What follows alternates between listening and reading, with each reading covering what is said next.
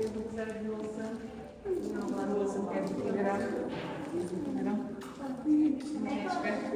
Sağ olun. Allah razı olsun. Allah sizden.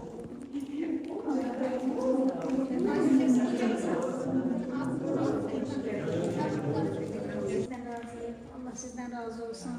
Onun hasretini bize sevindirdiniz. Çok sağ olun. Allah cümleniz olsun. Sağ olun. Sağ olun doktor. Biz sizə nə qədər təşəkkür eləsək, nə qədər minnətdarlıq eləsək azdır.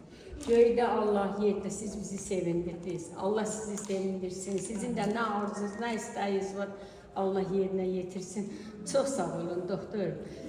Allah sizi həmişə yaxşı insanlarla yoldaşlıq eləsin ki, biz sizin kimi insanlara rast gəldik. Sizin kimi həkimə, sizin kimi belə güləriz, mehriban, səmimi bir həkimdən rastlaşdıq. Sağ olun, kəşke sizi öncədən tanıyaq.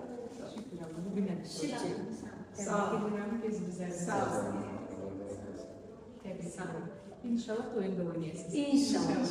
Doktor da yandı. İnşallah. Sizi heç vaxt unutmayacağıq. Ya da bizim daha önce gelir. İnşallah.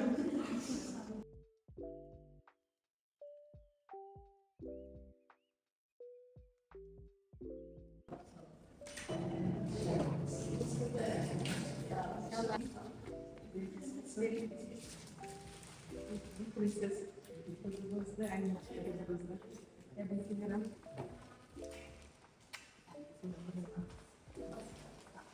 Sağ ol, tebrik ederim.